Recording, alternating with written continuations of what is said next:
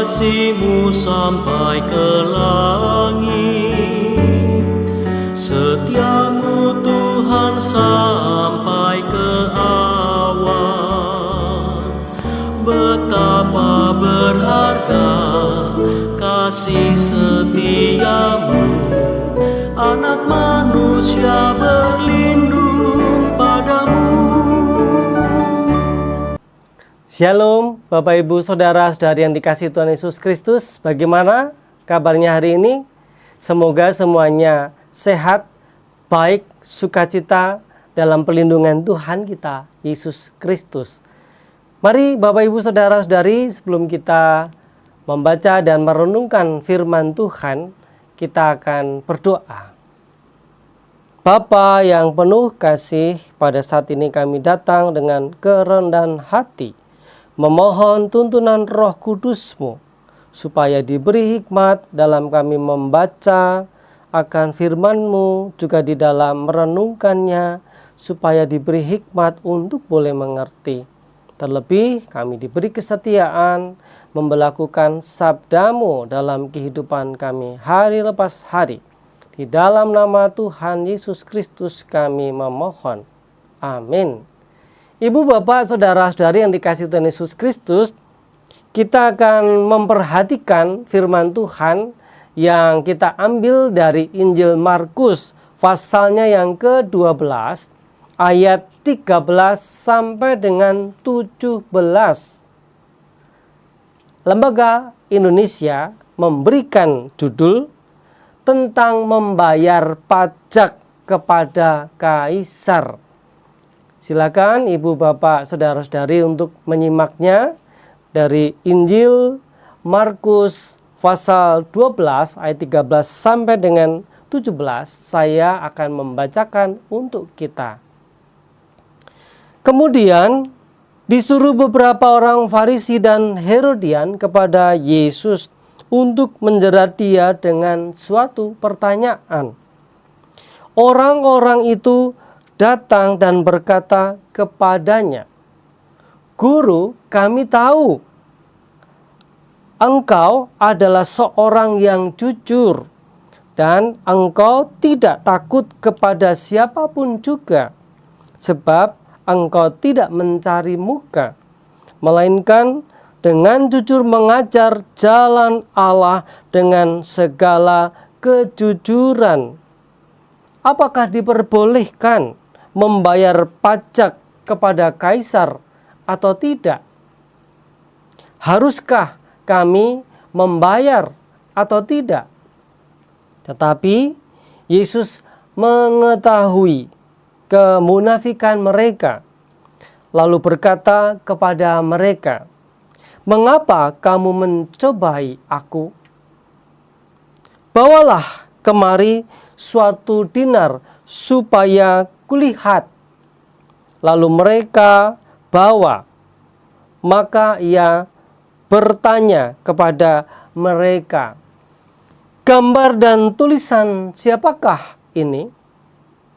Jawab mereka, "Gambar dan tulisan kaisar." Lalu kata Yesus kepada mereka, "Berilah kepada kaisar apa yang wajib kamu berikan kepada kaisar, dan kepada Allah apa yang wajib kamu berikan kepada Allah." Mereka sangat heran mendengarkan Dia. Demikianlah sabda Tuhan.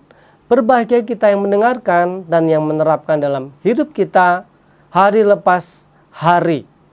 Haleluya. Bapak, ibu, saudara, saudari yang dikasihi Tuhan Yesus Kristus, kita hendak merenungkan firman Tuhan dengan tema pergulatan gereja di tengah kemajemukan bangsa.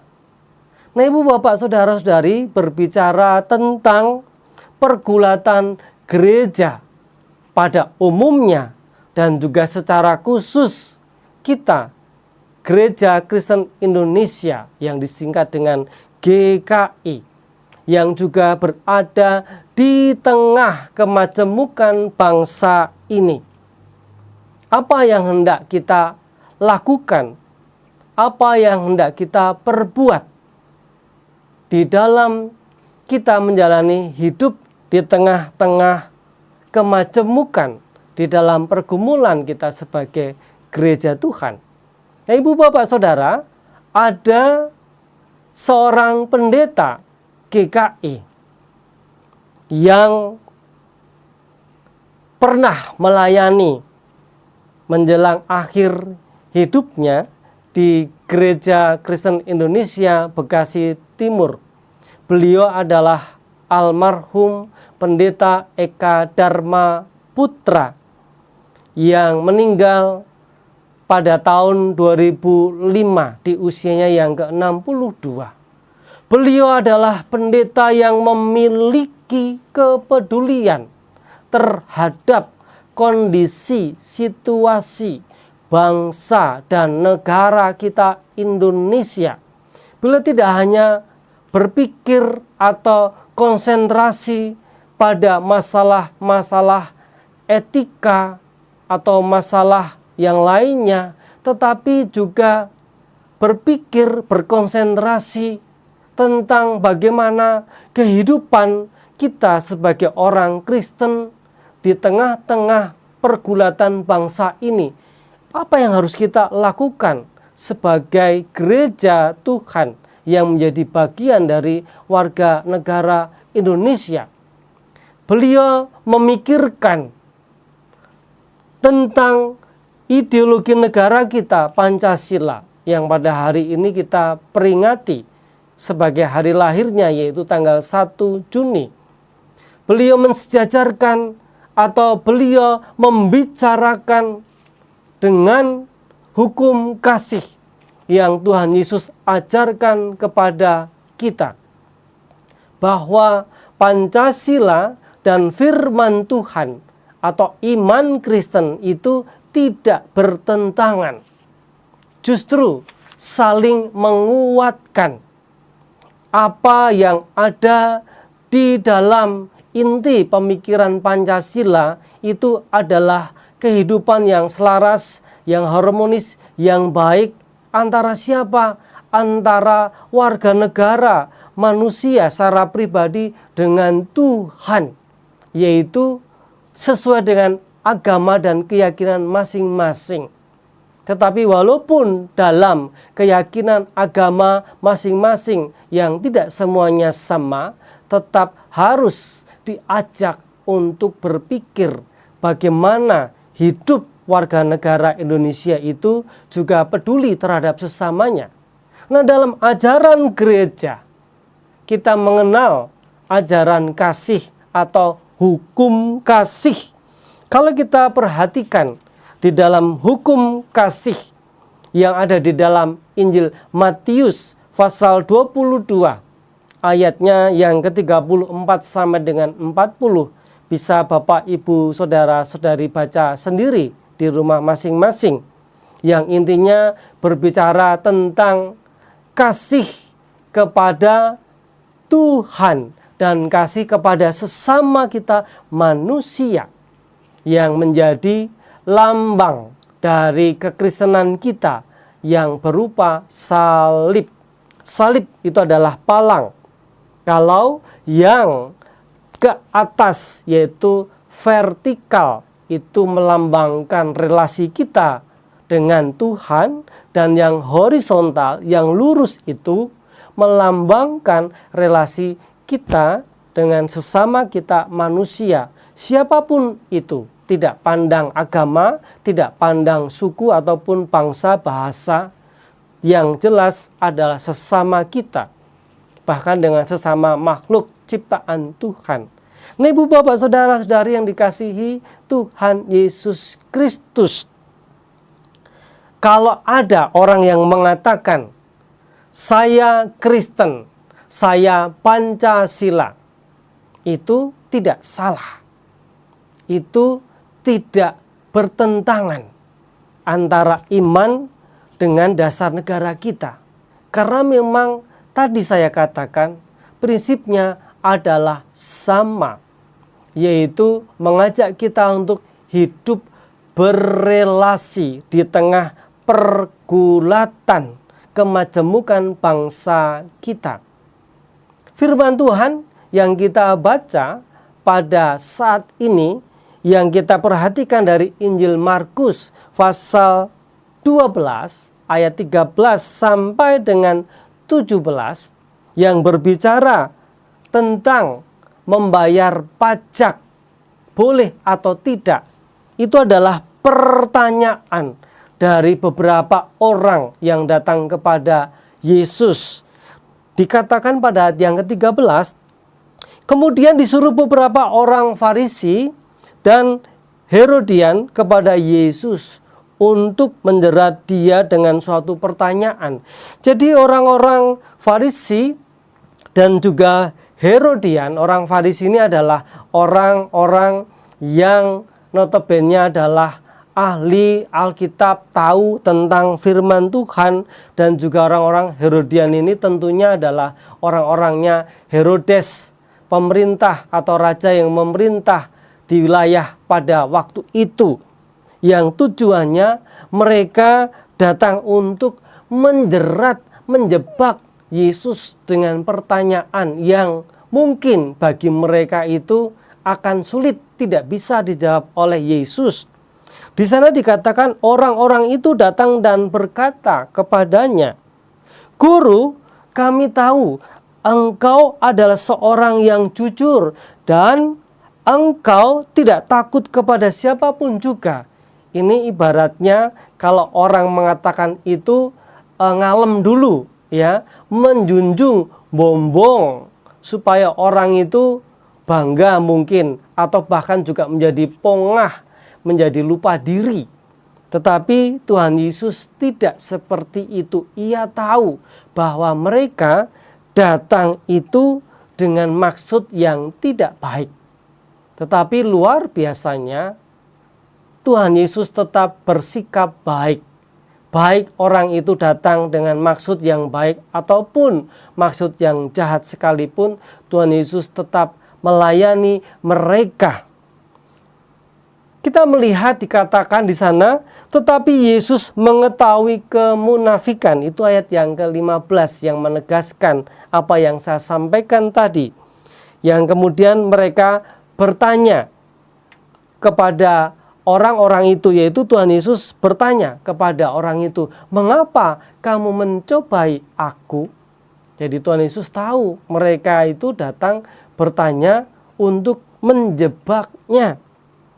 "Bawalah kemari suatu dinar." Mereka diminta Tuhan Yesus untuk membawa dinar, yaitu mata uang kepingan yang berlaku pada waktu itu sebagai bukti pembayaran untuk transaksi.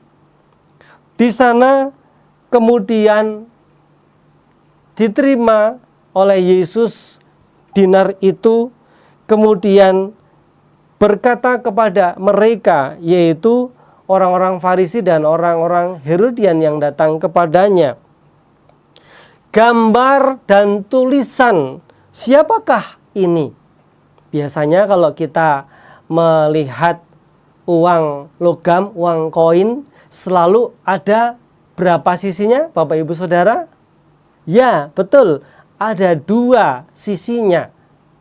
Di sana dikatakan gambar dan tulisan kaisar. Jadi ada gambar dan tulisan kaisar.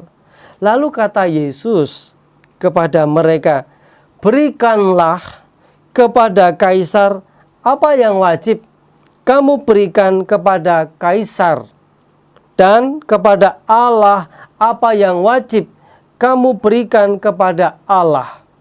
Mereka sangat heran mendengar itu. Ya, orang-orang Herodian dan orang-orang Farisi ini heran mendengar jawaban dari Yesus. Wah, mengagumkan, bijaksana sekali, luar biasa jawabannya, tidak seperti yang mungkin kita harapkan. Tetapi itu benar adanya. Kalau kita ditanya, uang itu gambar dan tulisan siapa? Kaisar. Ya wajib diberikan kepada kaisar. Sementara orang-orang percaya pada waktu itu memberikan juga persembahan kepada Tuhan di bait Allah, yang pada waktu itu menurut ceritanya, sejarahnya, untuk memberikan persembahan memang tidak memakai uang dinar, harus ditukar dulu dengan uang yang sudah didesain, yang dibuat oleh para pemuka agama di tempat ibadah itu, di dalam kehidupan bangsa Yahudi, untuk menjadi alat persembahan kepada Tuhan. Nah, terlepas dari cerita yang mengagumkan tadi, bagaimana dengan kehidupan kita sebagai gereja Tuhan? Nah, kita mengambil hikmat dari firman Tuhan ini, yang artinya Tuhan Yesus mengajak orang-orang percaya tidak hanya peduli atau mengurusi, sibuk mengerjakan pelayanan kita di gereja, di rumah Tuhan, hanya untuk saudara-saudara kita seiman saja. Tetapi ketika kita mengaku sebagai warga negara Indonesia yang memiliki dasar negara yang sama, yaitu Pancasila, berarti apapun agamanya kita yang sah yang ada di negara Indonesia ini, dan bahkan juga aliran-aliran kepercayaan pun juga dijamin oleh pemerintah kita. Mari kita bersama-sama dengan cara kita, maksudnya dengan kelompok kita, dengan agama kita yang berbeda ini, kita tetap bisa memberikan sesuatu yang berharga, sesuatu yang baik bagi negara kita tercinta, seperti Yesus yang memerintahkan mereka, orang-orang yang bertanya, baik orang-orang Farisi maupun orang-orang Herodian, yaitu memberikan pajak kepada Kaisar, karena memang ada gambar dan tulisan Kaisar. Kaisar adalah pemerintah yang diimani oleh kita orang percaya, adalah wakil Allah di dalam pemerintahan.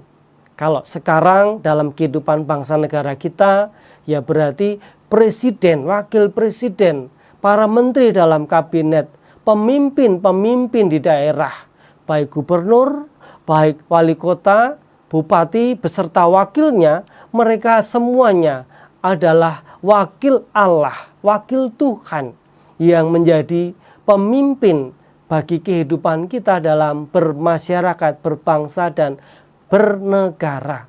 Kita wajib mendukung apa yang menjadi kebijakan, program-program yang baik yang direncanakan, yang dilaksanakan ataupun bahkan akan dilaksanakan. Kita wajib mendukungnya. Selama itu betul-betul untuk kemakmuran, untuk kesejahteraan bagi warga negara Indonesia. Nah, Ibu, Bapak, Saudara-saudari yang dikasihi Tuhan Yesus Kristus, apa yang bisa kita lakukan sebagai gereja Tuhan yang menjadi bagian dari kehidupan warga negara Indonesia ini, yang kebetulan sebentar lagi gereja kita, yaitu GKI Kabangan, pada hari Minggu tanggal 6 Juni akan berulang tahun, merayakan hari jadinya yang ke-27. Kalau diumpamakan seorang anak manusia, berarti sudah usia yang dewasa, usia yang matang, sudah bekerja, sudah memiliki pendapatan, atau bahkan juga sudah memiliki keluarga, menikah, punya suami atau istri. Mungkin juga ada yang sudah punya anak, yang artinya sudah tergolong sebagai orang yang dewasa.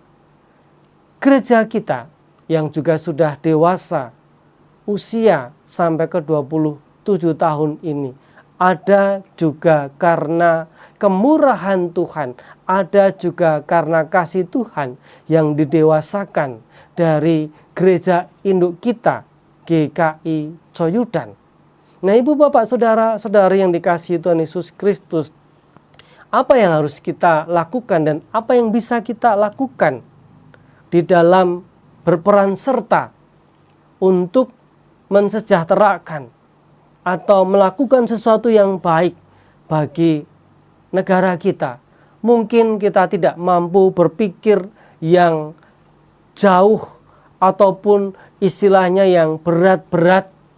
Kita mencoba melakukan sesuatu dari hal yang sederhana, yang tidak usah jauh-jauh dari lingkungan gereja kita atau berpikir secara nasional, tetapi berpikir secara lokal di mana GKI Kabangan ini berada. Di dalam kita berbagi kasih dalam rangka HUT gereja kita yang ke-27, misalnya ketika kita merencanakan, mengadakan untuk memberikan atau membagikan sembako sebagai wujud kasih, tentu tidak hanya ditujukan kepada anggota gereja kita atau simpatisan kita, tetapi juga ditujukan atau sebisa mungkin semampu kita untuk juga berbagi dengan warga masyarakat yang ada di sekitar gereja. Mungkin ya semampunya gereja kita, kalau di belakang gereja masyarakat itu atau yang satu RT misalkan seperti itu. Tapi setidaknya kita harus peduli di tengah-tengah masa pandemi hidup yang sulit ini, supaya walaupun sedikit boleh menjadi berkat, menjadi sukacita bagi sesama kita. Dan juga baik ketika kita memberi, tidak perlu dibeda-bedakan antara sembako untuk anggota jemaat dan masyarakat. Baik kalau kita samakan, yaitu supaya sama rasa, sama rata seperti itu. Dan biarlah kita boleh menjadi sarana kasih bagi saudara-saudara kita, supaya keberadaan gereja Tuhan juga semakin peduli. Mungkin lain kali, lain waktu, di lain kesempatan kita bisa berperan serta lebih lagi bagi kehidupan masyarakat yang ada di gereja kita.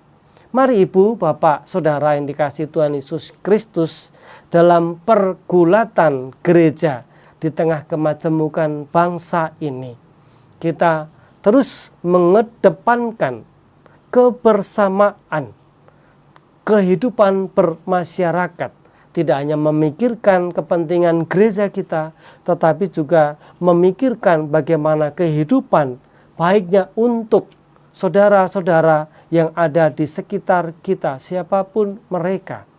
Biarlah boleh merasakan kasih Tuhan. Tuhan memberkati kita dengan firman-Nya. Mari Bapak Ibu Saudara, kita merenungkan firman Tuhan dalam keheningan.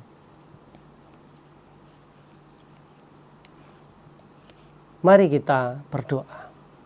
Tuhan Yesus, kami bersyukur dalam pergulatan gereja-Mu di tengah kemajemukan bangsa kami Indonesia tercinta, yang pada saat ini memperingati hari lahirnya dasar negara tercinta Indonesia, yaitu Pancasila, yang juga sejalan, selaras dengan apa yang Tuhan Yesus ajarkan, yang mengajak kami untuk hidup berelasi baik dengan Tuhan dan juga sesama kami, sesama yang tidak hanya seagama, yang seiman, yang sesuku, yang sebangsa, sebahasa, tetapi siapapun mereka yang ada di sekitar kami, baik yang ada di dalam lingkungan gereja, baik yang ada di dalam lingkungan masyarakat,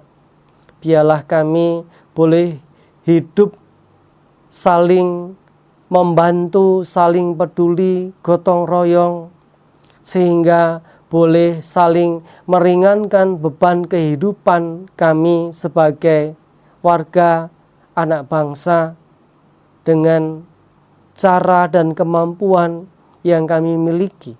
Terima kasih Tuhan Yesus, kalau negara kami memiliki dasar negara yang satu, yang tunggal, yang menjadi patokan, yang menjadi soko guru dalam kami hidup berbangsa dan bernegara, yang juga ada semboyan Bhinneka Tunggal Ika, ada Undang-Undang Dasar Negara Republik Indonesia tahun 1945. Kami sungguh bangga menjadi warga negara Indonesia. Namun kebanggaan kami juga harus kami ikuti dengan wujud nyata sebagai rasa bangga kami, rasa peduli kami untuk memperhatikan sesama kami, saudara kami, siapapun mereka yang ada di sekitar gereja di mana kami berada, supaya kasih Tuhan boleh dirasakan oleh sesama kami. Tuhan memberkati gereja kami di dalam menjalankan tugas pelayanan di tengah-tengah masa pandemi supaya dapat berjalan dengan baik. Pula bagi pemerintah kami, presiden, wakil presiden, para menteri, para pemimpin di daerah, Tuhan memberkati, juga para pejabat negara, Tuhan memberkati di dalam melaksanakan tugasnya, lembaga negara yang ada, Tuhan berkati. Apa yang sedang menjadi permasalahan pergumulan di negara kami, Tuhan juga yang memberkati, supaya bangsa kami dapat menyelesaikan setiap permasalahan yang ada dalam hikmat Tuhan, dalam berkat Tuhan. Negara kami dapat terhindar dari perpecahan, negara kami tetap dapat bersatu, tetap dapat utuh dari Sabang sampai Merauke, mempertahankan NKRI harga mati. Terima kasih Tuhan Yesus Kristus. Kami percaya Tuhan memberkati gerejamu, Tuhan memberkati bangsa kami Indonesia. Di dalam nama Tuhan Yesus Kristus kami memohon. Amin.